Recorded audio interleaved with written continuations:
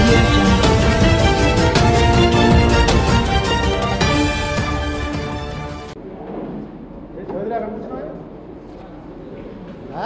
Seat తెచ్చుకోవటమే లేకపోతే కూర్చోటి కుర్చీ ఒకటి లాక్కో ఇక్కడికి గాంధీ ఏడి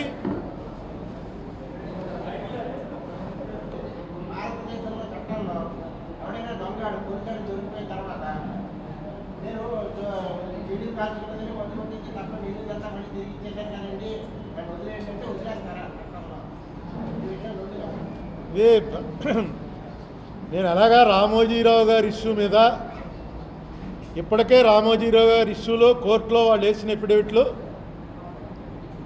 ఒక పుస్తకం కింద పబ్లిష్ చేసి ఇది అసలు ఈ దేశంలో ఉన్నటువంటి చట్ట వ్యవస్థ ఎలా నడుస్తుందో ప్రజలకి తెలియజేయాలనే ఉద్దేశంతో కోర్టులో కేసు తేలిపోని ఎలాగా రామోజీరావు గారిని కోర్టులు శిక్షించేటువంటి పరిస్థితి ఉంటుందని నేను అనుకోవట్లేదు. ఎంపీలందరికీ పంచిపెట్టాను. అసలు ఈ కేసు ఏంటి, ఇదేదో పత్రికా స్వాతంత్రం మీద దాడి, ఇదేం కాదు. ఈ కేసు పూర్తిగా ఆర్థికపరమైనటువంటి నేరం. తర్వాత ఎప్పుడో నాకు ఒక ఏడాది క్రితం తెలిసింది. ఆ రోజున రిజర్వ్ బ్యాంక్ గవర్నర్ అయినటువంటి వైవి రెడ్డి గారు ఒక ఆత్మకథ రాశాడు. ఆ ఆత్మకథ తెలుగులో రాశాడు. ఆయన ఫస్ట్ టైం వాళ్ళంతా నేను తెలుగు నా మాతృభాష కాబట్టి తెలుగులో రాస్తున్నానని తెలుగులో రాశాడు. అది ఎంఎస్కో వాళ్ళు ప్రింట్ చేశారు. ఆ బుక్ రిలీజ్ అవగానే నాకు బుక్ వచ్చింది.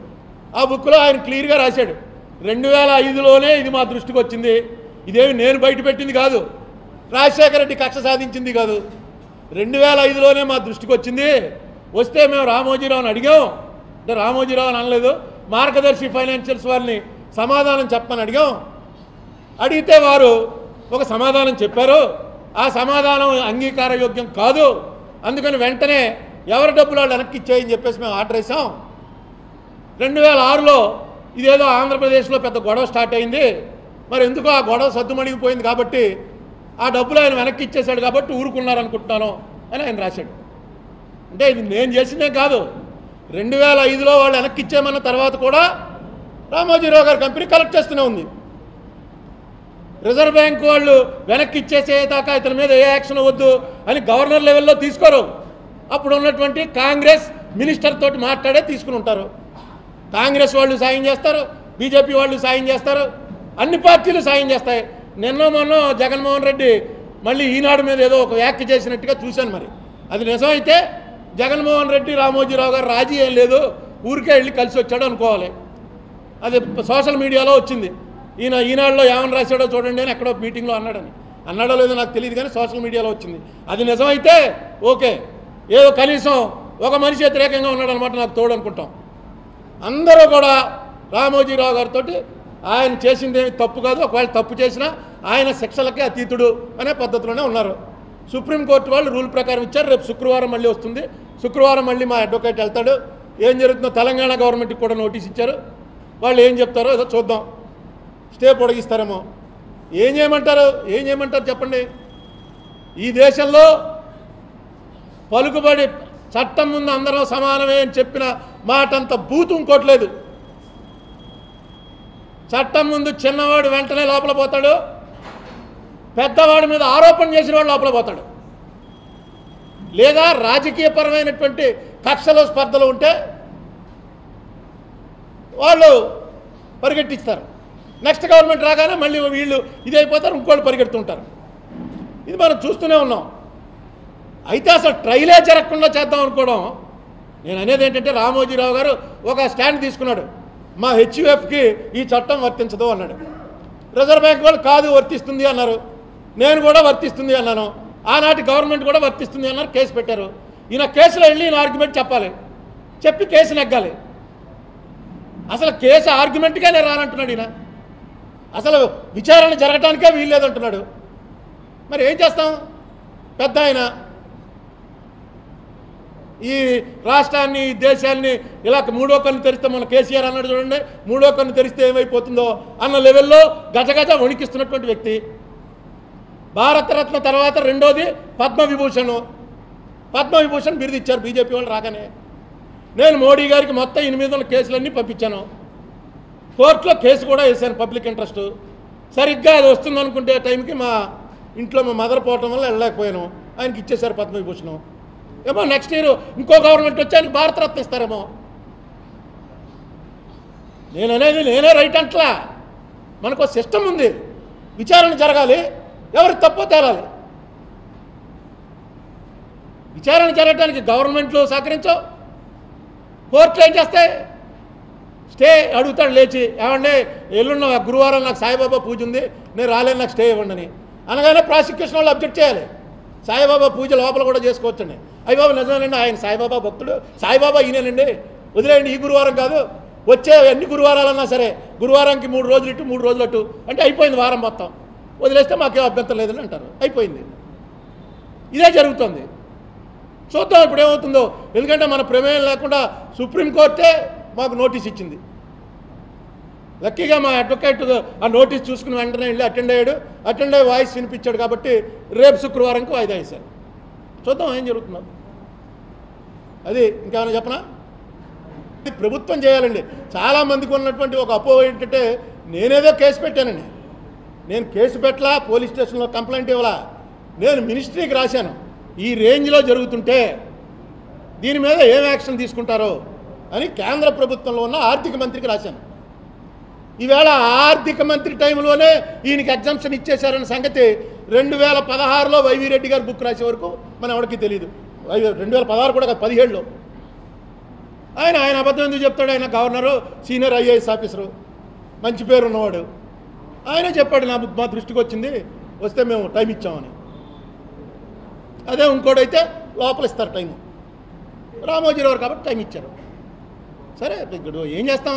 ఒకళ్ళు అలా అతీతులు ఉంటారు. మనకి ప్రెసిడెంటు, గవర్నరు వీళ్ళు ఇమ్యూనిటీ అని చెప్పి ఏదో ఉంది కాన్స్టిట్యూషన్లో. అలాగే ఈయన పేరు కూడా చేర్పించేస్తే వదిలిపోతుంది. అన్ని పార్టీలు కలిసి ఉన్నాయి కాబట్టి కాన్స్టిట్యూషనల్ అమెండ్మెంట్ చేసి ఈయన కూడా ఇమ్యూన్, ఈయన ఏం చేసినా పర్వాలేదు అని.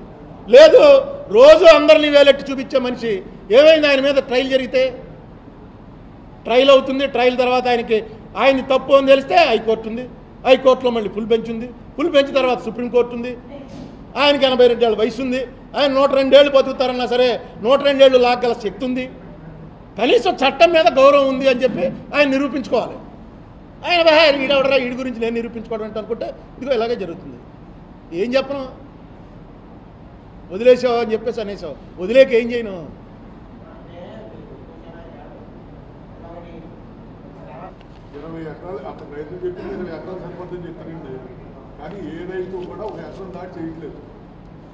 వరుణ్ ఇంజనీరింగ్ వాళ్ళకి 0.22 ఏకర్స్ ఇచ్చారు.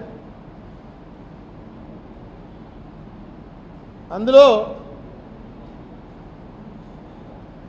53 లక్షల పెట్టుబడితో పెట్టారు. 12 మంది పనిచేస్తారు. ఇంకోటి రోషన్ ఎంటర్ప్రైజెస్, ఇంకోటి జ్ఞానేశ్వరి పేపర్ ప్లేట్స్, ఇంకోటి ఎస్ఎన్ ఫాల్జీ బ్రిక్, ఇంకోటి స్రవంతి ఎంటర్ప్రైజెస్, ఇంకోటి కేబీ ఇండస్ట్రీస్. ఈ 6 ఇండస్ట్రీస్ కలిపి 3,11,00,000 రూపాయలు ఇన్వెస్ట్మెంట్ జరిగింది. 127 మందికి ఎంప్లాయ్మెంట్ వచ్చింది.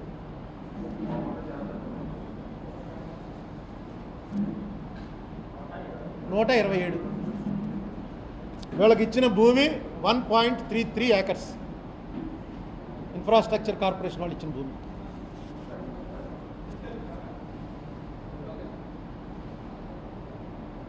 అంటే 18 లక్షల కోట్లు ఎక్కడ? 18 లక్షల కోట్ల రూపాయలని అసెంబ్లీలో ప్రకటించినటువంటి చంద్రబాబు నాయుడు గారు 6 నెలలు తిరగకుండా ఇచ్చిన రిప్లైలో 18 లక్షల నుంచి ఎక్కడికి వచ్చింది? అది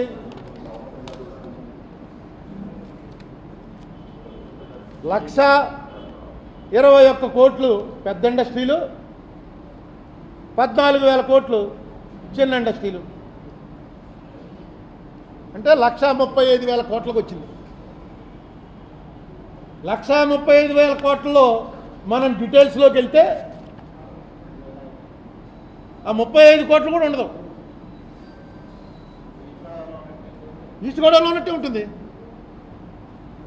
ఈస్ట్ గోదావరి అన్నది చాలా రిచ్ ప్లేస్. కడప, కర్నూలు, చిత్తూరు, అనంతపూరు, శ్రీకాకుళం, విజయనగరం ఇవన్నీ కూడా మన వెనకాలే ఉంటాయి ఇండస్ట్రియల్గా. ఏదో వైజాగో, విజయవాడో, గుంటూరో, నెల్లూరో ఇవి మనం ముందుండొచ్చు. ఈస్ట్ గోదావరిలోనే 94 ఇండస్ట్రీస్కి 6 స్టార్ట్ అయితే అంటే 7%.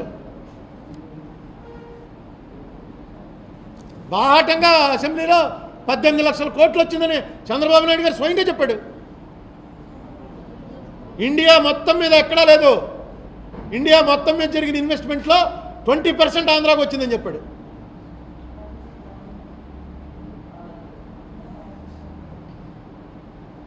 ఏది దీని మీదనా వీటికి నాకు సమాధానం చెప్పక్కలా ఒక శ్వేతపత్రం ప్రకటించండి. మనం అనుకున్నవన్నీ జరిగిపో. అసలు చంద్రబాబు నాయుడు గారికి తెలుసా ఇది?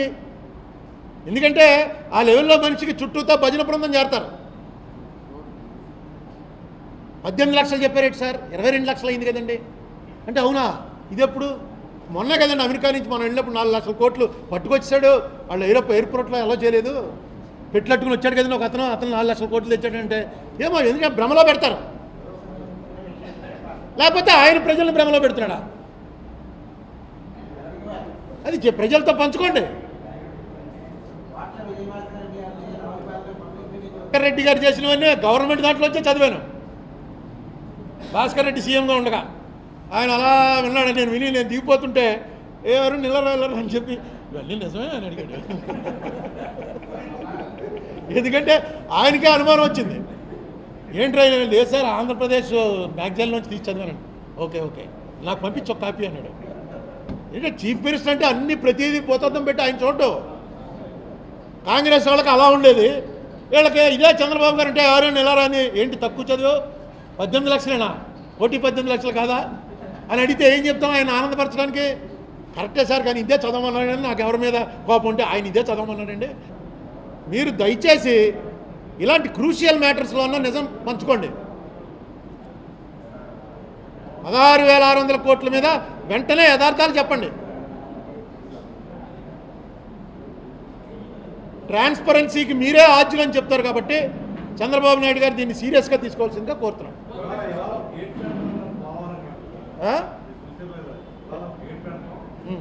నేను చాలా క్లియర్గా చెప్పాను. ఎవరికి ఇష్టం లేదు. నాకెందుకే నారాయణతో గొడవ? నాకెందుకు చెప్పండి నారాయణతో గొడవ? ఇదిగో ఇన్ని క్లియర్గా ఉన్నాయి. ఈ ఇక్కడే ప్రకటించాను. మీరు ఎవరైనా పంపండి, నారాయణగా ఎమ్మెల్సీ రద్దు అవుతుంది. నేను ఇస్తాను మొత్తం మెటీరియల్. నాకు పంపించింది నారాయణ రైట్ హ్యాండ్ లెఫ్ట్ హ్యాండే. వాళ్ళే పంపిస్తారు, వాళ్ళకే తెలుస్తాయి. వాళ్ళు పేరు బయట పెట్టమని నమ్మకంతో పంపారు నాకు. నేను ఇక్కడే ప్రెస్ మీట్లో చెప్పాను, ఎవరన్నా రండి మీకు ఇస్తాను, మీరు కంప్లైంట్ చేసుకోండి. నేనెందుకు చేయాలి? నాకేంటి నారాయణ నాకేమన్నా శత్రువా? నాకు రామోజీరావు శత్రువా? నాకు చంద్రబాబు నాయుడు శత్రువా? నాకేమన్నా వాళ్ళు హాని తలపెట్టారా? నాకేమన్నా నష్టం చేశారా? సిస్టంలో ఏదైనా తేడా వస్తే చెప్తున్నాం. రాజకీయం చిన్నప్పటి నుంచి ఉన్నాం కాబట్టి. నాకేంటి వాళ్ళు పాడైపోతే నాకు వచ్చేది ఏముంది? బెనిఫిట్ ఏమైనా ఉందా? పూర్వం అంటే పోనీ కాంగ్రెస్లో ఉన్నాను, కాంగ్రెస్ ఇమేజ్ పెరుగుతుందేమో అని. ఇప్పుడు నేను కాంగ్రెస్లో లేను, కాంగ్రెస్ తెలుగుదేశం కలిసిపోయాయి. ఇంకేంటి ఏముంది? జరిగేవన్నీ చూస్తూ ఉంటున్నాం అంతే. ఇప్పుడు ఆయన చంద్రబాబు నాయుడు గారు మాటికి పవన్ కళ్యాణ్ని ఈయన బీజేపీ ఆడుతున్నాడు అని చెప్తున్నాడు. నాకు ఆశ్చర్యం వేసింది. ఆశ్చర్యం వేసి ఏమంటే ఈయన కమ్యూనిస్టులతో వెళ్తుంటే బీజేపీ ఆడిస్తున్నాడు అంటే ఏంటండి ఆయన? ఇదే మాట అంటే మా దేశాయ్ గారు చెప్పాడు. అదేంటది నీకు తెలీదా? 98లో కమ్యూనిస్టులు జనతాదళ్ళు పక్కా anti BJP. Chandrababu Naidu election 98 parliament election ఉభయ కమ్యూనిస్ట్ పార్టీలని జనతాదళని పెట్టుకుని వెళ్ళాడు. బీజేపీని బండబూతులు ఇప్పటికన్నా ఎక్కువ తిడుతూ వెళ్ళాడు. 15 సీట్లు ఎక్కాడు. 2 సిపిఐ, 1 జైపాల్ రెడ్డి జనతాదళ్ళు, 12 సీట్లు టీడీపీ. వెంటనే ఏం చేశాడు? ఈ ముగ్గురిని వదిలేసి 12 వెళ్ళి వాజ్పేయికి సపోర్ట్ ఇచ్చాడు. ఇది ఇందులో కొత్త ఏముందా అని దేశాయ్ గారు చెప్తే కరెక్టే కదా. నాకన్నా సీనియర్ కాబట్టి ఆయన ఇందులో పాతదే జరిగిందే కదా. ఎవరితోనో ఎలక్షన్కి వెళ్తారు, ఎలక్షన్ తర్వాత ఇష్టం వచ్చినట్టు పోతారు. మిగతా చోట్ల జరగలేదేమో కానీ మన స్టేట్లో మన కళ్ళ ముందు చూసిందే కదా. అది జ్ఞాపకం వచ్చే చెప్తూ ఉంటాడు. పవన్ కళ్యాణ్ కూడా ఇలాగే చేస్తాడని. ఇవన్నీ కూడా ఈ రాష్ట్రంలో జరిగినటువంటి అనేక ఎన్నికల సర్దుబాట్లు, ద్రోహాలు, వెన్నుపోట్లు అన్నీ మనం చూస్తున్నాం. కొత్త విషయాలు ఏం కాదు. ఎవడెవడితో కలుస్తాడు, ఇవన్నీ ఎవడితో కలిసినా అంతా కూడా బయట కింద లెవెల్లో పొద్దున్న టీవీల్లో కొట్టు చావటం, నేను ఇలా ప్రెస్ మీట్ కొట్టు చావటమే తప్ప పై లెవెల్లో వాళ్ళకి ఏమీ ఉండదు. ఇదొక వ్యాపారం. ఈ వ్యాపారం ఎవరితో ఎవరు కలిస్తే బాగుంటుంది. కోకోకోలా, థమ్సప్ చితక్ కొట్టేసుకుని తాగితే చచ్చిపోతారు, అందులో అంతా పెస్టిసైడ్స్ అని. ఇందులో మా దాంట్లో పెస్టిసైడ్స్ ఉన్నాయి, వాడు అమ్మేది విషమే అని కొట్టుకుని ఒక స్టేజ్కి వచ్చాక ఇద్దరం కలిసిపోతున్నాం అన్నారు. కలిసిపోయారు. 2 కూల్ డ్రింక్లు ఒకటైపోయాయి. ఇప్పుడు ఇది కూడా అంతే. వ్యాపారంలో మనం పై చేయిగా ఉండాలని దెబ్బలాడతారు. ఎప్పుడైతే ఇక సమానం అయిపోయారా, ఇంక దెబ్బలాట అనవసరం, ఇద్దరం కలిసిపోయి పని చేసుకుందారా, 2000 ఇస్తే సరిపోతుంది, ఇద్దరం ఎలా కొట్టుకుంటే నువ్వు 2000 ఇవ్వాలి, నేను 3000 ఇవ్వాలి, ఎందుకు వేస్ట్, కలిసిపోయామనుకో 1000 రూపాయలకే పని అయిపోతుంది అనే తీరులో ఆ వ్యాపారంలోకి వచ్చేసారు. సో ఇప్పుడు నా ఇష్యూ ఏంటంటే, సమితి మెయిన్ జనరల్ అసెంబ్లీ ఐక్యరాజ్య సమితి తరఫున అక్కడ మాట్లాడేది గవర్నమెంట్ ఆఫ్ ఇండియా తరఫున నన్ను పంపించారు. మధ్యలో చోట చూపించారు చూడండి, 5-6 కూర్చుని ఉన్నారు. వాళ్ళందరూ ఇప్పుడు అందులో 2 మంత్రులు, ఒక అతనేమో సిపిఎం ఎంపీ, అందులో లేనివాడు నేను ఒక్కడే. నాతో పాటు వచ్చిన వాళ్ళందరూ ఇప్పుడు ఉన్నారు. 2 మంత్రులు ఉన్నారు, బీజేపీ మంత్రులు. వాళ్ళంతా బహుశా నేను రూలింగ్ పార్టీ వాడినో, నేను కాస్త అందరికన్నా గట్టిగా అరుస్తానో. ఆ వేళ నాకు ఇచ్చారు ఛాన్స్. ఆ ఛాన్స్ కూడా అక్కడికి వెళ్ళాక డిసైడ్ అయింది ఎవరు మెయిన్ డయాస్ మీద మాట్లాడాలి, ఎవరు ఏ డయాస్ మీద మాట్లాడాలని. అక్కడ మాట్లాడడం కూడా మనం నోటికి వచ్చినట్టు మాట్లాడడానికి ఉండదు. ఆ కాగితాలు ఏవైతే ఇచ్చారో ఆ కాగితాలు అలా చదవలసిందే. అది చదివేస్తాం. చదివిన తర్వాత వెనకాల నుంచి చెప్తుంటా కట్ చేసాడు బాబీ. వెనకాల నుంచి ఆయన చెప్తాడు, ఇండియా చెప్పిన దాంట్లో మేము ఏకీభవిస్తున్నామనో, లేకపోతే ఇండియా చెప్పిన దాంట్లో 2-3 పాయింట్లు మేము వ్యతిరేకిస్తున్నామనో దాని మీద జరుగుతుంది. ఆ వేళ మెయిన్ జరిగేది ఎన్వైరన్మెంట్ మీద జరిగింది. నెక్స్ట్ ఎన్వైరన్మెంట్కి న్యూక్లియర్ ఎఫెక్ట్ ఎలా ఉంటుంది అన్న దాని మీద జరిగింది. చంద్రబాబు నాయుడు గారు వెళ్ళిన దాని మీద చాలా కామెంట్లు వచ్చాయి. ఆ కామెంట్ల మీద నేను కూడా ఒక మాట అంటే అది తెలుగుదేశం వాళ్ళు వేరే మీనింగ్తో తీసుకున్నారు. నేను ఏమన్నానంటే, మీరు చంద్రబాబు నాయుడు గారు మాట్లాడింది ఐక్యరాజ్య సమితిలో కాదు, ఆ ఎదురుకుండా ఏదో కిళ్ళి కొట్టి దగ్గర ఆకులు వచ్చే వాళ్ళతో మాట్లాడేట అని చెప్తున్నారండి, ఖండించండి అన్నాను. అంటే మనకి ఒరిజినల్గా ఉన్నటువంటి గోదావరి జిల్లాల అలవాటు ప్రకారం కొంచెం జోవియల్గా మాట్లాడటం మనకు అలవాటు. ఆ జోవియల్లో వాళ్ళు ఏమన్నారంటే, ఎలా అంటావా అంటే సోషల్ మీడియాలో పెట్టేస్తుంటారు, కిళ్ళి కొట్టి దగ్గరికి వెళ్ళి ఎంత అవమానించావు అది అని. అలాగే నేనంటలా మీ ప్రత్యర్థులు అంటున్నారు, దానికి ఒక వివరణ ఇవ్వండి అని అడిగాను. మీ ప్రత్యర్థులు అలా అంటున్నారు కాబట్టి ఒక వివరణ ఇవ్వమన్నారు. వాళ్ళు ఏమి వివరణ ఇవ్వాల, ఐక్యరాజ్య సమితి అనేదే చెప్తున్నారు. సరే మనం ఖాళీగా ఉండలేం కదా, ఏంట్రా ఈ ఐక్యరాజ్య సమితి గొడవని. సెల్ ఫోన్ అది స్టేట్ పోర్టల్ ఉందండి. స్టేట్ పోర్టల్ ఆంధ్రప్రదేశ్ గవర్నమెంట్ వాళ్ళు ఒక పోర్టల్ మెయింటైన్ చేస్తున్నారు. దీంట్లోకి వెళ్ళి చూశాను. ఎందుకంటే వాళ్ళు ఏ రోజు ఏం జరిగింది, ముఖ్యమంత్రి ఎక్కడెక్కడికి వెళ్ళాడు, ఏం చేశాడు అన్నీ కూడా ఆ పోర్టల్లో అప్డేట్ చేస్తుంటాం. ఈవేళ పొద్దున్న ఎక్కడికి వెళ్ళాడు, ఏ మీటింగ్లో మాట్లాడారు, ఆ మీటింగ్ నుంచి అక్కడికి వెళ్ళారు, ఇలా వరుసగా రోజు ఇంపార్టెంట్ మ్యాటర్స్ అన్నీ కూడా పెడుతూ ఉంటారు.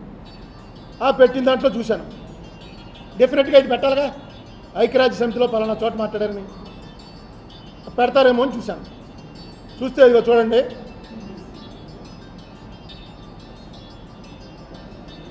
Yuvanestham 14 September, 15 September Jalaharathi 18 September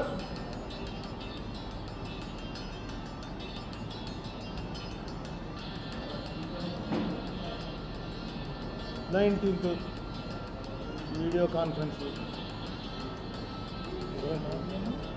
24 అండి.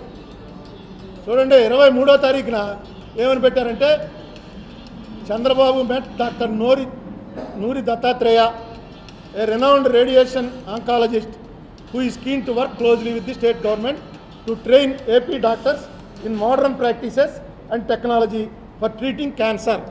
అది 23rd September 2018. 24th September, Honorable CM Nara Chandrababu Naidu met with Mr. Akbaruddin, India's ambassador and permanent representative to UN as part of visit to New York, USA. Discussed the silence discussed the science behind ZBNF, zero-based natural farming anamata, ZBNF, and the extraordinary impact the program has had on the farmers in AP. ఆవేళ 24వ తారీఖు అది. 25 Nara Chandrababu Naidu met with Liz Taylor, President Deep Ocean Exploration and Research, as part of New York visit. 26 Chandrababu Naidu visit to New York. 27 Chandrababu Naidu world economic forum sustainable development impact summit in New York, accelerating sustainable production. Chandrababu Naidu Triton solar entered an MOU with AP Economic Development Board. 27 met with Sunil Mittal, founder Bharati Enterprises. 27 School of International Public Affairs, Columbia University. 27 congratulating John T. Chambers on the launch of his book Connecting Dots.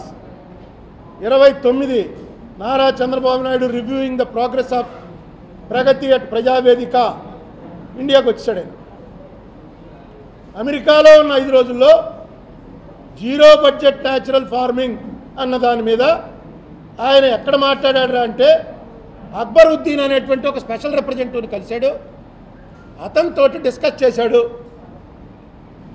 Chandrababu Naidu met with mister Akbaruddin, India's ambassador and permanent representative to UN as part of visit to New York, USA, full stop. Discussed the science behind ZBNF and the extraordinary impact the program has had on the farmers in AP. ఇంతే. ఆయన మీటింగ్లో participate చేసినట్టుగా ఎక్కడా లేదు. ఇది government, Andhra Pradesh government portal, మీరు ఎవరన్నా వెళ్ళి చూసుకోవచ్చు. ఏపీ గవర్నమెంట్ పోర్టల్ అంటే వచ్చేస్తుంది. ఇది ఇందులో ఉంది. సరే, ఇది ఆయన ఆ డిస్కషన్నే ఐక్యరాజ్య సమితికి వెళ్ళాడు, అక్కడ డిస్కస్ చేశాడు. దాన్నే సరే ZBNF డిస్కషన్ అని అనుకున్నాను. అనుకుని ZBNF అంటే ఏంట్రా అని ఇక్కడ అగ్రికల్చర్ డిపార్ట్మెంట్ వాళ్ళని అడిగాను. అడిగితే ఒక ఆయన మనం ఇక్కడ మాట్లాడింది టీవీలో చూసి రిటైర్ అయిపోయిన నరసింహమూర్తి గారు అని ఆయన బెంగళూరు నుంచి బుక్ పంపించాడు. ఈయన అగ్రికల్చరల్ డిపార్ట్మెంట్లో రిటైర్ అయిపోయాడు, టీవీ నరసింహమూర్తి గారు. ఈయన బుక్ రాశాడు, ఈ న్యాచురల్ ఫార్మింగ్ ఎంత గొప్పది అని. ఈ బుక్ ఆయన పంపించాడు, నా అడ్రస్ తెలుసుకుని నాకు ఈ బుక్ పంపించాడు. ఇది చదవండి, దీని మీదే జరుగుతుందంతా అని. ఇది చూసిన తర్వాత ఇక్కడ ఉన్న అగ్రికల్చర్ డిపార్ట్మెంట్ని అడిగాను, ఇలాగా నరసింహమూర్తి గారు అని అంటే, అవునండి మాకు అందరికీ కూడా ఆయన గురువు, ఆయన ఈ న్యాచురల్ ఫార్మింగ్కి చాలా చేశాడు. ఇది కాకుండా మీకు ఇదిగో పాలేకర్ అని ఒక ఆయన ఉన్నాడు, సుభాష్ పాలేకర్ అనే ఆయన, ఈయనకి పద్మశ్రీ కూడా ఇచ్చారు. ఈయనే ఇప్పుడు గవర్నమెంట్ ఆఫ్ ఆంధ్రప్రదేశ్కి క్యాబినెట్ హోదాలో అడ్వైజర్ ఈ జీరో బేస్డ్ న్యాచురల్ ఫార్మింగ్కి. ఈయనే మాకు అడ్వైజర్ అండి, ఇగో ఆయన బుక్ కూడా పంపుతున్నాడని ఆయన బుక్ కూడా పంపాను. ఈ రెండు చదివిన తర్వాత సరే ఐక్యరాజ్య సమితికి వెళ్ళి మాట్లాడాడు, ఎదురుకుండా కిళ్ళి కొట్టుకెళ్ళి మాట్లాడాడు, మనకెందుకు, ఇంత గొప్ప సబ్జెక్టు టేకప్ చేశాడు. చేసి ఒక పెద్ద విప్లవాత్మకమైనటువంటి మార్పు తీసుకురావడానికి ఇది టేకప్ చేశాడని చెప్పి నేను అనుకున్నాను. ఈ లోపల ఈ మీడియాలో చూసే సల్దానా అనే ఆయన ఒక 47 పేజీలు రాశాడు. ఈయన ఎవర్రా అంటే ఎన్వైరన్మెంట్ సపోర్ట్ గ్రూప్ బెంగళూరు. వీళ్ళు దేశంలో ఉన్నటువంటి ఎన్వైరన్మెంట్కి సంబంధించిన NGO ఒకటి. ఈ గ్రూపు వెబ్సైట్లోకి వెళ్ళి చూస్తే అందరూ టాప్ క్లాస్, ఇంకా ఫీల్డ్లో highly educated, highly knowledgeable persons అంతా ఇందులో ఉన్నారు. వాళ్ళు ఇది రాసింది చదివిన తర్వాత నాకు ఆశ్చర్యం వేసింది, ఇవన్నీ నిజమా, ఇలా కూడా ఉంటుందా, ఇంత దారుణమా, అసలు ఏంటిది. ఇక్కడ ఉన్నవాళ్ళలో వ్యవసాయం టచ్ ఉన్నవాడు చెరుకూరు రామారావుని అడిగాను, ఎక్కడైనా ఇలా జీరో బడ్జెట్ జరుగుతుందో చూడు, మన జిల్లాలోనే 12,000 ఎకరాలు జరుగుతుందని చెప్పి న్యూస్ ఐటెం పెట్టారు, ఎక్కడ జరుగుతుందో చూడంటే ఎక్కడో ఎందుకు మన తొర్రేళ్ళలో ఉంది, నడు వెళ్దాం అన్నాడు. 3 రోజుల క్రితం మేము తొర్రేళ్ళు వెళ్ళాం. ఓ 2 గంటల సేపు ఈ జీరో బడ్జెట్ వ్యవసాయం చేస్తున్నటువంటి రైతులందరూ, ఒక ఆయన దొండకాయలు పెంచుతున్నాడు, ఒక ఆయన వరేసాడు, ఒక ఆయన వేరే కూరగాయలు వేసాడు. మొత్తం అందరూ వాళ్ళ గంటన్నర సేపు అక్కడ తీసుకెళ్ళి తిప్పారు రైతులంతా. ఎక్కువ మంది తెలుగుదేశం పార్టీ సపోర్టర్సే, ఆయన మీద చంద్రబాబు మీద వ్యతిరేకంతో తిప్పిన వాళ్ళు కాదు. అయితే ఇక్కడ జీరో బడ్జెట్ చేస్తున్న వాళ్ళందరూ కూడా 90% వాళ్ళంతటా వాళ్ళు చేస్తున్నారు. ఈ ఎరువులు వాడటం వల్ల దానివల్ల సరైనటువంటి ఫుడ్లోంచి రావాల్సినటువంటి బలం రావటం లేదు. అందుకని ఎరువులు లేకుండా పండించుకుందామనే ఉద్దేశంతో ఆవు పెట్టుకుని ఆ ఆవు పేడ, ఆవు ఉచ్చ ఈ రెండూ కలిపి ఏవో కొన్ని పాలల్లో దాంట్లో కొన్ని మన మందులు అంటే న్యాచురల్ మందులు కలిపి పండిస్తున్నారు. ఒక ఆయన దొండకాయ రైతు వచ్చి ఏం చెప్పాడంటే, ఇంతే వస్తుందండి దొండకాయ, బజార్లో ఎవడో కొంటలేదు, అందుకని సరిగ్గా కోసే ముందు ఓ 4 బస్తాలు కొడతారు, ఓ బస్తా కొట్టేస్తున్నాం మేము పిండి. మరి ఇంకేం న్యాచురల్ ఫార్మింగ్ అంటే మరి మార్కెట్లో అమ్మాలి కదా, మార్కెట్లో సైజ్ సరిపోవట్లేదని ఎవడో కొంటలేదు, అందుకని లాస్ట్లో బస్తా పిండి కొడుతున్నాను, తప్పట్లేదు మాకు అంటే చెప్పాను. వేరే మార్కెట్ పెట్టండి, ఎక్కడో చాలామంది వచ్చి కొనుక్కుంటారు. ఇక్కడ ఏ రకమైనటువంటి ఎరువులు వాడని అమ్ముతున్నాం, పొద్దున్న 7 నుంచి 8 దాకా అమ్ముతారు, లేకపోతే 5 నుంచి 6 దాకా అమ్ముతారని చెప్పండి, అలా తీసుకురండి, నేను కూడా వచ్చి కొనుక్కుంటాను అని చెప్పాను. వాళ్ళలో ఎవరో కూడా ప్రభుత్వం దగ్గర నుంచి సహాయం పొందిన వాళ్ళు లేరు. కొంతమందికి 3 డ్రమ్ములు ఇచ్చారు. ఆ 3 డ్రమ్ములు నాతో పాటు మన chamber of commerce Ashok Kumar Jain కూడా వచ్చాడు. అతను చూసి వెంటనే ఫోన్ చేసి ఆ 3 డ్రమ్ములు కాస్ట్ ఎంత అని చెప్పి ఎంక్వైరీ చేశాడు. మార్కెట్లో హోల్సేల్లో కొంటే 400 పడుతుంది, రిటైల్గా కొంటే 500 పడుతుంది ఒక్కో డ్రమ్ము, దానికి 4000 రూపాయలు ఛార్జ్ చేస్తున్నారు అని వాళ్ళే చెప్పారు. ఏది గవర్నమెంట్ కనుక ఇచ్చినట్టయితే 4000 రూపాయలు ఛార్జ్ చేస్తారండి అని. సరే, గవర్నమెంట్ దాంట్లో అన్నింటిలోనూ అలా కొంత ఎక్కువ ఉంటుంది, అది కూడా పెద్ద పట్టించుకోవాలి. ఏదైనా ఇదేదో చాలా గొప్ప విషయం చేస్తున్నాడు ఈయన అనే అనుకున్నాను. ఇందులో ఏమి ఇచ్చాడంటే 16,600 కోట్ల రూపాయలు ఎంఓయూ చేసుకున్నట్టు చంద్రబాబు నాయుడు గారు వెళ్ళి 16,600 కోట్ల రూపాయలు జీరో బడ్జెట్ న్యాచురల్ ఫార్మింగ్కి.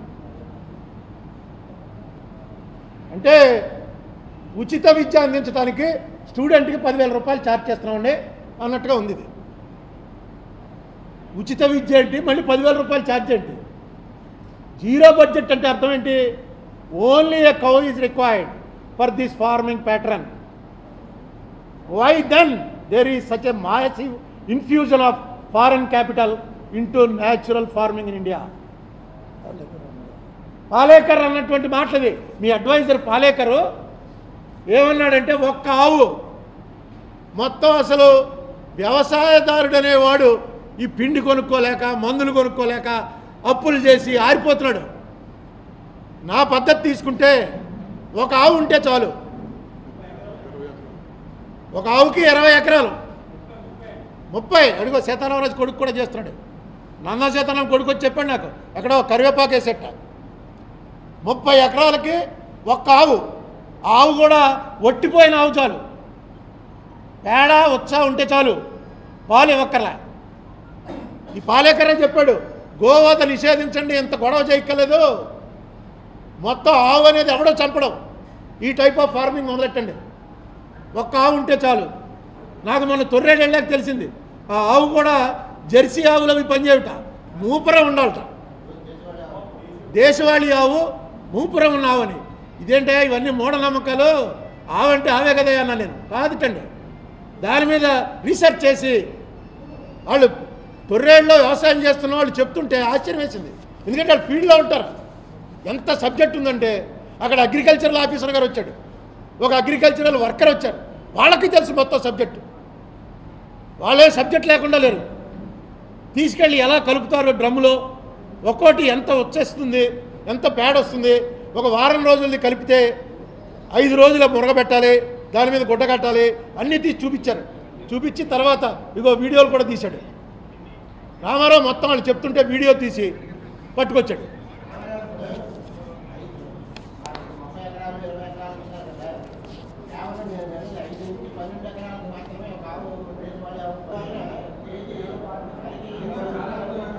తర్వాత ఇంకో విషయం ఉంది, ఇది అయిపోయిందా? ఇంకో విషయం ఏంటంటే, మొన్న బుచ్చయ్య చౌదరి గారు మిమ్మల్ని అందరినీ పోలవరం తీసుకెళ్లారు. అది నేను నెట్లో చూశాను. ఆయన ఇంకా 2019కి అయిపోతుందని అంటున్నాడు. మరి మీలో అడిగారో అడగలేదో మరి నాకు తెలియదు, కానీ ఎవరో అడుగుతున్నట్టుగా వినిపించింది. మీ మీద కెమెరా పెట్టరు కదా. డ్యామ్ అవ్వకుండా నీళ్ళు వచ్చేది ఏమన్నా ఉందా?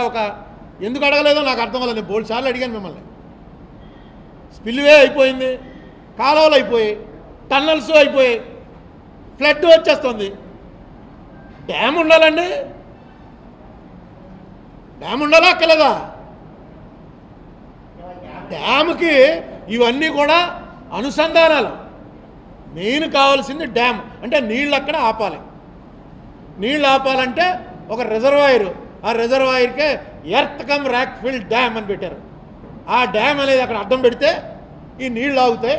ఆగిన నీళ్ళలోంచి స్పిల్వే అంటే ఒలికడం, ధవళేశ్వరం కేసు మనం మీకు చూపించిన స్పిల్వే నుంచి ధవళేశ్వరంకి వాటర్ రావడానికి, విజయవాడకు వాటర్ వెళ్ళడానికి రైట్ సైడ్ అది దాదాపుగా 70% పూర్తయింది.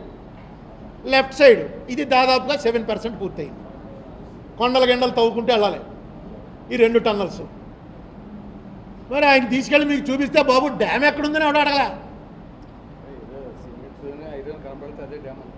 అదే డ్యామ్ అని చాలామందికి ఉంది. ఎందుకంటే మిగతా చోట్లన్నీ డ్యాము స్పిల్వే కలిసి ఉంటాయి. మనం చూడండి, వరదలు అనగానే శ్రీశైలం చూపిస్తారు, నాగార్జున సాగర్ చూపిస్తారు. అన్నీ ఏంటంటే వాటర్ అని పడిపోతూ ఉంటుంది.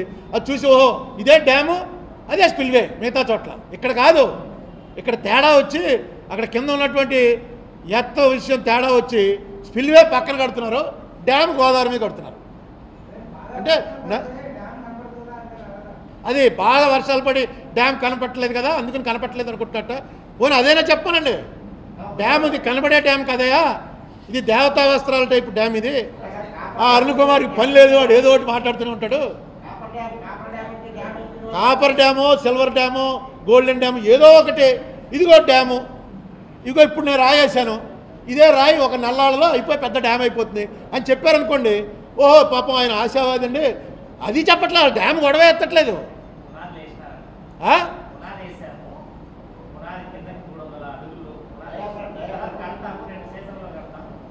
అదే డ్యామ్ అసలు కట్టలేదు.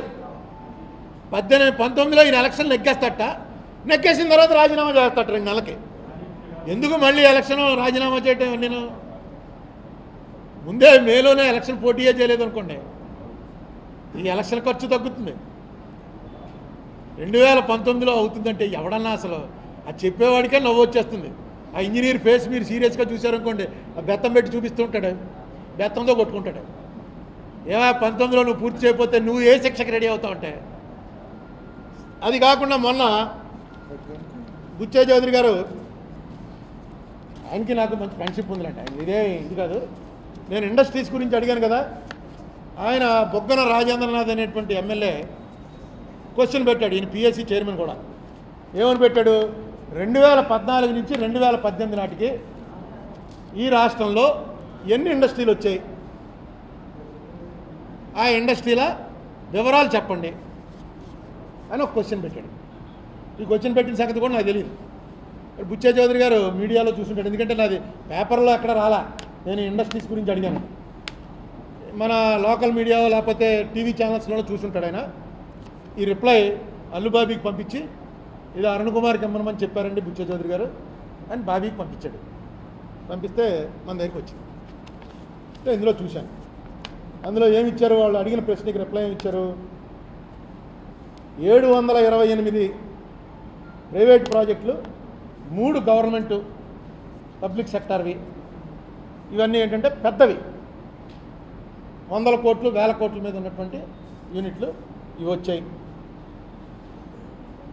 30,349 మైక్రో మీడియం స్మాల్ స్కేల్ యూనిట్లు ఎన్ని 30,349 వచ్చాయి. 3,30,316 మందికి ఉద్యోగాలు వచ్చాయి. 14,292 కోట్ల రూపాయల ఇన్వెస్ట్మెంట్ వచ్చింది. ఇదిగో ఇది ఇండస్ట్రీలు అని పెట్టి మొత్తం ఇచ్చారండి. 30,349 micro small medium scale industries. Employment 3,30,316 మందికి అని ఇచ్చారు. దీంట్లో మనకి వెంటనే మనం ఈస్ట్ గోదావరి వాళ్ళం కదా, ఇన్వెస్ట్మెంట్స్ టోటల్ 14,291,77 ఈ మీడియం స్కేలు. వీటిలో 1,21,602 కోట్లు మెగా ఇండస్ట్రీస్ అంటే కియా మోటార్స్, అలాగే అక్కడ పెట్రోలియం వాళ్ళు హెచ్పిసిఎల్ వాళ్ళు పెడుతున్నది, ఇలాంటివన్నీ కలిపి మన ఈస్ట్ గోదావరిలోనే 1,243 కోట్లు మెగా ఇండస్ట్రీస్. సరే, మన అంత మెగా ఇండస్ట్రీస్ లెవెల్ మనకు లేదు కదా, మన లెవెల్లో మనం చూసాం. ఈస్ట్ గోదావరిలో ఎన్ని ఇండస్ట్రీస్ పెట్టారా ఇందులోని? ఈస్ట్ గోదావరిలో 122 నుంచి, సీరియల్ నెంబర్ 122 నుంచి 216 వరకు, 122 నుంచి 216 వరకు వరుసగా ఇండస్ట్రీస్ పేర్లు రాశారు. ఎన్నయ్యే? 122, 200 పని పాట లేదని ఆయన చెప్పక్కర్లేదు, నేనే చెప్తున్నాను. నేను రిటైర్ హ్యాపీగా, నాకు మీలాంటి వాళ్ళు ఇవన్నీ సబ్జెక్ట్ ఏమి, నేను పెద్ద లైబ్రరీలో కూర్చుని అనేక బుక్కులు చదవటం ఏం కాదు. ఎవరైతే మీ పక్కన ఉంటారో వాళ్ళే పంపుతూ ఉంటారు నాకు. వాళ్ళకి నమ్మకం ఏంటంటే నేను చస్తే వాళ్ళ పేరు బయట పెట్టనని. ఆ సీక్రెట్ క్లాస్ ఎంప్లాయిడ్. నేను ఇప్పటివరకు ఎవరు పలానా ఆఫీసర్ ఇచ్చాడని కానీ, పలానా మినిస్టర్ ఇచ్చాడని కానీ, ఇప్పుడు గోరంట్ల బుచ్చే చౌదరిది కూడా బాబీకి పంపించాడు కాబట్టి నేను చెప్పాను. బుచ్చే చౌదరి నాకు స్వయంగా ఇచ్చుంటే నేను చెప్పను, నాకు వచ్చింది అందులో. అల్లు బాబీకి ఆయన ఎందుకు పంపాడంటే, ఇదిగో మేము పంపుతున్నాం తెలియాలి, ఇది అరుణ్ కుమార్ మొన్న ఛార్జ్ చేశాడు, దానికి సమాధానం ఇదిగో నేను పంపుతున్నాను అని చెప్పి బాబీకి పంపించాడు. బాబీ ఇదిగోనంటే బుచ్చే చౌదరి గారు ప్యాకెట్, బాబీ ప్యాకెట్ కూడా ఇప్పలా, అది దీంట్లో పెట్టి ఎన్వలప్లో పెట్టి పంపించాడు. తీరా చూస్తే ఇది నాకు అప్పటికే బొక్కన రాజేంద్రనాథ్ మెయిల్ వచ్చేసింది. నేను చూడలేదు. రాజేంద్రనాథ్ గారిని ఎప్పుడో అడిగాను, నేను అడగండి ఇండస్ట్రీస్ అని. ఆయన మెయిల్ పంపాడు. ఆ మెయిల్ ఓపెన్ అవ్వాలి నాకు. సర్లే తర్వాత ఎప్పుడో ఓపెన్ చేయొచ్చు అనుకున్నాను. ఈ లోపల ఇది వచ్చేసింది. ఇప్పుడు ఇన్ఫర్మేషను ఈజీగా కన్వే అయిపోతుంది. ఇప్పుడు ఈ ప్రెస్ మీట్ అయ్యేటప్పటికి చూసిన వాళ్ళు, ఇప్పుడు మొన్న నరసింహమూర్తి గారు ప్రెస్ మీట్లో చూసి ఆయన బుక్ పంపించాడు, బెంగళూరు నుంచి వెంటనే పంపించేశాడు. పచ్చి దొండకాయ తిని చూశాను, నిజంగా టేస్ట్ అసలు పోలికే ఉండదు. మనం బజార్లో దొండకాయ తినలేము, అది దొండకాయ ఉత్తి తినేయచ్చు, ఒక 1 కేజీ దొండకాయలు. ఇప్పుడు ఈయన ఈ ఎవరో రాజుగారు చెప్తుంటాడు, అవి అయితే తినగలం. రాజుగారు ఓన్లీ ఆకులు అవి పచ్చివి తినేయండి అంటుంటాడు. మనం బజార్లో సత్యనారాయణ రాజు బజార్లో తినలేం, కానీ అవి అయితే తినేయగలం అనిపించింది నాకు. అంత బాగున్నాయి. ఏంటంటే దాని మీద బేసాయి. కానీ దీనికి బేసిక్గా వెనక్కి వెళ్తే, ఇప్పుడు మనం ఒక దొండకాయ తిని చాలా బాగుంది, ఇలాంటి దొండకాయలు దొరికితే బాగుంటుంది అనుకోవటంలో తప్పులేదు. దీని అసలు ఎందుకు వచ్చింది మందుల వాడకం? 60ల ముందు లేదు, 60స్కి ముందు మనకు ఫుడ్ లేదు. అక్కడి నుంచి అమెరికాలో సముద్రంలో ముంచేసే గోధుమల్ని మనం తెచ్చుకునేవాళ్ళం, ఇంపోర్ట్ చేసుకుని. వాళ్ళు సముద్రంలో ఎందుకు ముంచేసేవారంటే మార్కెట్ నిలబెట్టడానికి. బాబాబు ముంచేకండి, అవి మా మొహాన్ని కొట్టండి, మాకు తిండిలేక ఏడుస్తున్నామని. ఎందుకంటే మన దేశంలో జనాభాకి సరిపడా తిండి లేదు. ఆవేళ జనాభా కూడా 45 కోట్లే. 45 కోట్ల మందికి పెట్టగలిగిన తిండి పెట్టలేకపోయాం. అప్పుడు గ్రీన్ రెవల్యూషన్ అని తీసుకొచ్చారు. గ్రీన్ రెవల్యూషన్ అని కొత్త వంగడాలు, మందులు, పెస్టిసైడ్స్ పెంచడం. 10 బస్తాలు పండేది నాకు తెలుసు. 10 బస్తాలు పండితే కళ్ళు తిరిగిపోయేవి. ఓహో, సుబ్బారావు గారు, మన ఫాదర్ పేరు సుబ్బారావు గారి పొలంలో ఈసారి 10 ఎకరాలు పండింది, 10 బస్తాలు టన్ను ఎకరానికి అనేవారు. ఈవేళ 40, 45, 50. ఇది గ్రీన్ రెవల్యూషన్. ఈవేళ మనకి తిండికి లోటే లేదు. 5 ఏళ్ల పాటు ఈ దేశంలో గింజ పండకపోయినా 5 ఏళ్లకు సరిపడా బఫర్ స్టాక్ పెట్టించారు ఫుడ్ కార్పొరేషన్లో. ఎందుకంటే ఆ పరిస్థితి రాకూడదని. అది ఆ రోజు అవసరం. ఆ టెక్నాలజీ వాడారు. ఈవేళ టెక్నాలజీ మారుద్దాం అనుకుంటున్నాం.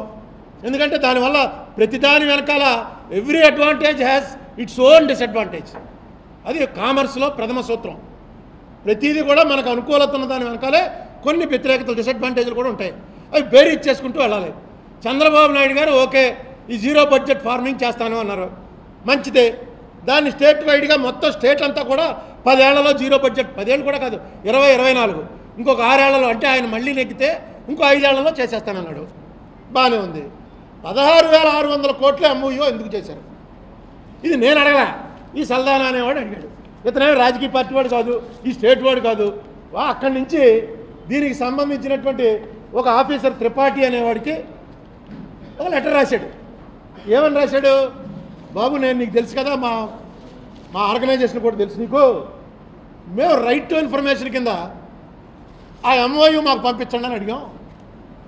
అడిగితే గవర్నమెంట్ ఆఫ్ ఆంధ్రప్రదేశ్కి సంబంధించిన రైతు సాధికార సంస్థ వాళ్ళు రిప్లై ఏమి ఇచ్చారంటే, అది సెక్షన్ 8 కింద మీకు ఇవ్వడానికి కుదరదు. సెక్షన్ 8 అన్నది RTIలో ఎంత భయంకరంగా తయారైందంటే, సెక్షన్ 8 దేనికి సంబంధించింది?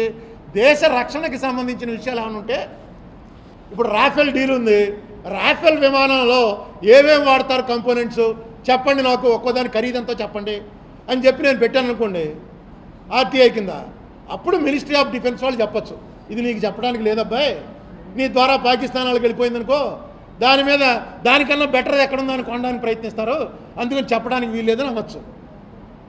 16,600 కోట్లు ZBNF కోసం MOU చేసి, ఆ MOU కాపీ నాకు ఇవ్వండి అని ఎవడో రైట్ టు ఇన్ఫర్మేషన్ అడిగితే, ఇది దేశ రక్షణకి సంబంధించిందంటే ఏమన్నా వెపన్స్ ఏమైనా తయారు చేస్తున్నారా సీక్రెట్గా? అది కూడా అడిగింది ఏ అరుణ్ కుమార్ లాంటి వాడు అడిగితే వీడు మళ్ళీ ప్రెస్ మీట్ పెడతాడు, న్యూసెన్స్ ఎందుకని ఏదో ఒకటి రాయండి అంటారు. అంటే వాళ్ళు రాస్తారు, అరుణ్ కుమార్ అంటే ARUN అండి, ARUNA అండి, మీ అడ్రస్ సరిగ్గా తెలియట్లేదు అని 30వ రోజున ఒకటి వస్తుంది మనకి. 30వ రోజున మనం మళ్ళీ దానికి రిప్లై ఇచ్చామనుకోండి, ఆ రిప్లైకి మళ్ళీ ఇంకో రిప్లై ఏమిస్తారంటే, మీరు పంపించింది దేశాయ్ గారికి పంపారు, దేశాయ్ స్పెల్లింగ్ తప్పు రాశారు, ఆ దేశాయ్ కాదు రాయవలసింది DESAY అని రాయాలి అని మళ్ళీ వెనక్కి పంపిస్తారు. ఇలా లాగుతూ ఉంటారు. ఈ పంపినవాడు అడిగినవాడు ఎవడో ఇదే పని వీళ్ళకి గ్లోబల్ ఎన్వైరన్మెంట్ మీద ఈ పాలేకర్ కూడా వీళ్ళ ద్వారానే బయటకు వచ్చాడు, వీళ్ళ ద్వారానే పద్మశ్రీ అయ్యాడు. వీళ్ళే ప్రచారం చేస్తున్నారు. వీళ్ళకు కూడాను సెక్షన్ 8 అని చెప్తే అతను అందులో ఒక ఆఫీసర్కు ఉత్తరం రాశాడు. ఆఫీసర్కు ఉత్తరం రాస్తూ, ఇదేంటా దీన్ని సెక్షన్ 8 అన్నారు, నువ్వు అందులో కీ పొజిషను అని తెలిసింది, నువ్వైనా చెప్పు, ఏంటి ఇది మాకు చెప్తే నీకు వచ్చే అభ్యంతరం ఏంటని. అంటే ఆయన రిప్లై ఏం రాశాడంటే, నాకు అర్థం అవ్వట్లేదు ఏంటో నీ ఉత్తరం, నీకెందుకయ్యా ఇవన్నీను,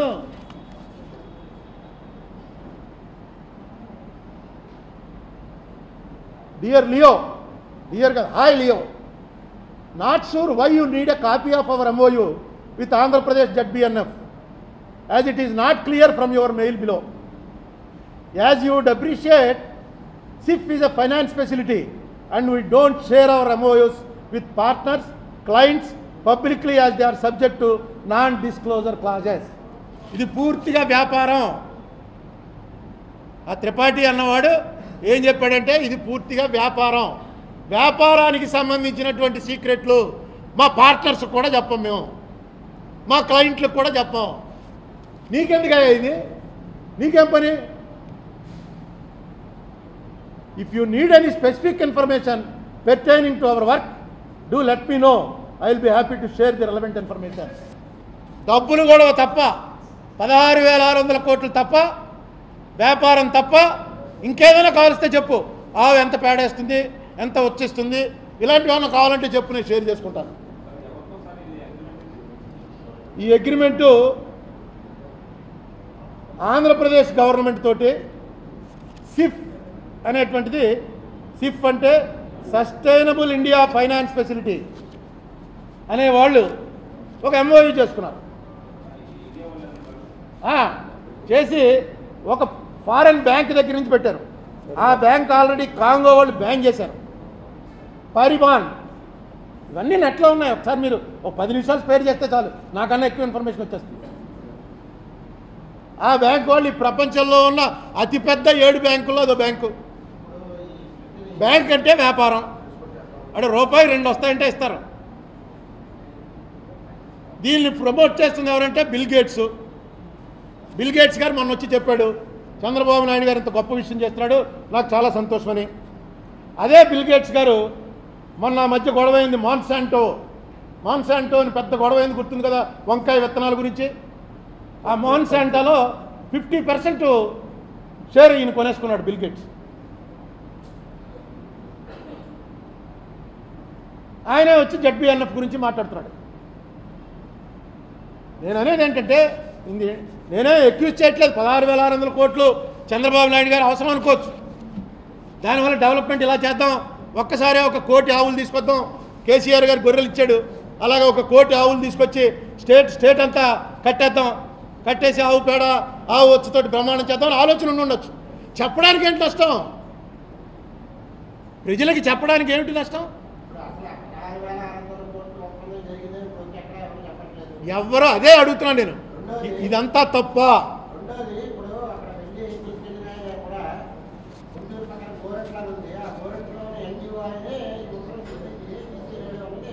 ఆరోపణ. అందుకే నేను చెప్పాను కదా, నాకు చంద్రబాబు నాయుడు గారి సక్సెస్ అయితే ఆనందించే వాళ్ళలో నేను ఒకనే. ఎందుకంటే స్టేట్కి సంబంధించిన విషయాలు, స్టేట్లో ఏదైనా గొప్ప విషయం చేద్దాం అనుకున్నాడు అనుకోండి, డెఫినెట్గా పార్టీలు గీర్తీలు పక్కనట్టు అందరూ సంతోషించాలని కోరుకునే వ్యక్తిని నేను. ఒక మంచి జరిగితే మంచి, అది ఫైనల్గా ఓటింగ్కి వచ్చేటప్పటికి మంచి చెడులు బేరీ చేసుకుంటారు, కోరుకుంటారు, దాన్ని బట్టి నడుపుతారు. నేను అడిగేది ఏంటంటే, ఒక ఇంత పెద్ద డీల్ జరిగినప్పుడు ఎందుకు మీరు అసలు 16,600 ఆడెవడో పిచ్చాడు చెప్తే ఈ అరుణ్ కుమార్ ప్రెస్ మీట్ పెట్టి చెప్పాలా? ఏమీ లేదు, 0 బడ్జెట్ అంటే 0 బడ్జెట్టే, మేము ఎవరితో MOU అవ్వలేదు అని ఇంకో కుటుంబరావు గారు, ఇంకొక అప్పారావు గారు, ఎవరో ఒకరి చేత చెప్పించండి. ఇది డాక్యుమెంట్ కూడా నాకేం పంపలే ఆయన, నేను డౌన్లోడ్ చేసుకున్నాను. ఇది మొత్తం దేశవ్యాప్తంగా ప్రచారంలోకి వెళ్ళిపోయింది. ప్రపంచంలో ఉన్న వాళ్ళంతా మన రాష్ట్రాన్ని, ఇదే నిజమైతే ఇంతకన్నా వెనకబడిన రాష్ట్రం ఇంకోటి లేదు. ఒకడెవడో పోయాడు, బాకీవాడు చెప్పేసిపోయాడు, బీహార్ నయం ఆంధ్రప్రదేశ్ కన్నా అని. పరువు పోయింది. ఆంధ్రప్రదేశ్ కన్నా బీహార్ నయం అన్నాడు. ఎక్కడ బీహారు, ఎక్కడ ఆంధ్రప్రదేశ్? ఈవేళ ఇది చూసిన తర్వాత ఏంటంటే అక్కడ జనం అసలు ఉన్నది నిరక్షరాస్యులు ఉన్నారా? 0 బడ్జెట్ అంటూ 16,000 కోట్లకి MOU చేస్తే ఎవడో అడగడేంటండి, ఎవడో మాట్లాడేంటి? NGO బెంగళూరు వాడు చెప్పాలా? ఎంత అన్యాయం! దయచేసి నేను చంద్రబాబు నాయుడు గారి ప్రభుత్వం తరఫున కుటుంబరావు గారు లాంటి వాళ్ళు, లేకపోతే ఎందుకంటే కుటుంబరావు గారు నా లెక్క ప్రకారం ఆయన నంబర్ 2. ఇవాళ ఏ ఇష్యూ వచ్చినా సరే ఆయనే స్పందిస్తున్నాడు. నాతో కూడా డిబేట్ అన్నాడు ఆయన, మళ్ళీ తర్వాత ఎందుకో నాతో మాట్లాడడానికి ఆయన ఇష్టపడలేదు. నేను పంపిన మెసేజ్లకు కూడా రిప్లై పెట్టట్లేదు. సరే, మనం బలవంతం చేసి ఎవరిని ఏం చేయలేం, ఇష్టం లేకపోతే సరే, అది ఆయన నిర్ణయం. దీని విషయంలో చెప్పండి, ఇదంతా అబద్ధం అని చెప్పండి. ఆ పోర్టల్ ఎవడు? ఆ పోర్టల్ పెట్టినవాడు, అదే పోర్టల్ పెట్టాం.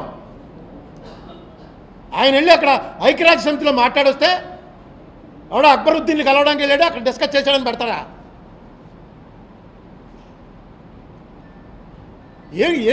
ఏం నడుస్తుంది గవర్నమెంట్?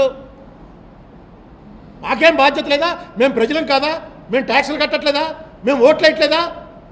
మీ చుట్టూ ఉన్న 10 మంది అయినా ప్రభుత్వం? చంద్రబాబు నాయుడు పరువు పోట్లే, స్టేట్ పరువు పోతుంది.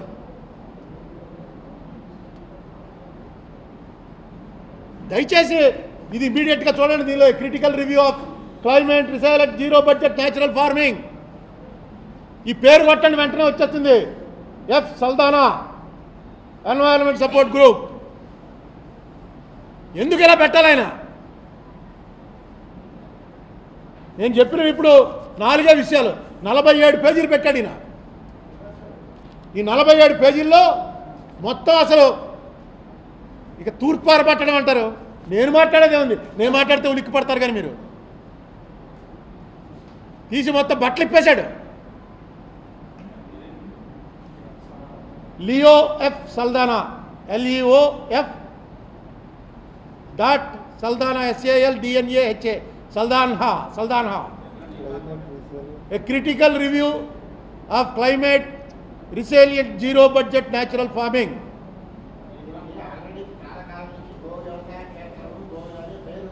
ఉంది.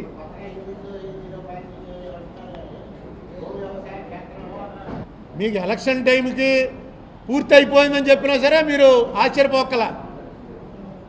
ఎందుకంటే ఎలక్షన్ టైం మేలో ఉంటుంది, నదిలో వాటర్ ఉండదు. అక్కడ తీసుకెళ్ళి అందరికీ చూపిస్తారు, ఏమో అదిగో డ్యామ్ చూడని చప్పట్లు కొడతారు అందరూ. మీరు ఆశ్చర్యపోవాలి, ఇదేంట్రా మనకే కనపట్లేదా, ఇది అవునా ఐసైట్ తేడా వచ్చిందా అని చప్పట్లు కొట్టించేస్తారు. లేకపోతే గ్యాలరీ వాక్, ఇవన్నీ ఎన్ని డ్యాములు కట్టారండి, ఎన్ని స్పిల్వేలు గ్యాలరీ వాక్ లేకుండా ఉంటాయా? ఎప్పటికప్పుడు దాని మెయింటెనెన్స్ వాళ్ళు చూసుకుంటూ ఉంటారు. ఎక్కడైతే లీకేజ్ వచ్చిందో అక్కడ జాగ్రత్త చూసుకోకపోతే కొట్టుకుపోతుందేమో అని అది చూసుకోవడం కోసం అడుగు నుంచి ఒకటి పెడతారు టన్నులో. ఇవన్నీ మామూలుగా దీన్ని ఒక గేట్ ఎత్తుతున్నాం. మీకు పట్టిసీమకి 6 సార్లు చేశారు ఓపెనింగ్, 3 సార్లు జాతికి అంకితం చేశారు. ఇదంతా పబ్లిసిటీలో భాగం. నేనంటాను రూపాయి పని చేసి 10 రూపాయలు పబ్లిసిటీ చేసుకోండి, ఎందుకంటే మీకు అది అలవాటు. గతంలో ఆయన అదే చేసేవారు. ఇప్పుడు అసలు పని చేయకుండానే 11 రూపాయలు పబ్లిసిటీ చేసేస్తున్నారు. ఇళ్ళలేటి 20 కోట్లు దానికి జీవో ఇచ్చారు. 20 కోట్ల రూపాయలు రాష్ట్రంలో అన్ని ప్రాంతాల నుంచి ప్రజల్ని తీసుకొచ్చి కడుతున్న డ్యామ్ చూపించడానికి. అక్కడ మొన్న ప్రెస్ వాళ్ళే చెప్పారు నాకు, మీడియా వాళ్ళు ఇది చూసి మేము కూడా ఎలా వచ్చామో అని తెగ నవ్వేసుకుంటున్నారు అక్కడ. ఎందుకంటే ఎక్కడి నుంచో వచ్చిన లేబర్ వాళ్ళు, తెలుగు లేబర్ కాదు, వాళ్ళు ఎక్కడెక్కడో పనిచేసి వచ్చారు. ఇదేంటారా బాబు ఈ గొడవ ఏంటి? ఇక్కడ పనిచేస్తుంటే జనరల్గా సెక్యూరిటీ పెడతారు ఎవడో రాకుండాను. పనిచేస్తుంటే జనాలు తీసుకొచ్చి చూడండి చూడండి అని చూపించి ఇది ఎక్కడా లేదు, దేశంలో ఎక్కడా చూడలేదు మేమని ఆశ్చర్యపోతున్నట్టు వాళ్ళు. ఇదో పబ్లిసిటీ. దీన్ని ఎక్కడో చోట కర్బ్ చేయండి, చేసినవి చెప్పుకోండి, చేసిన పనులు ఖచ్చితంగా చెప్పుకోండి. 1000 రూపాయలు పెన్షన్ ఇస్తున్నారు, చెప్పుకోండి 1000 రూపాయలు పెన్షన్ టెన్షన్ తప్పకుండా ఇస్తున్నారు. కామెంట్ చేయండి. ఎప్పటికప్పుడు మా వీడియోస్ చూడాలంటే సబ్స్క్రైబ్ చేసుకోండి.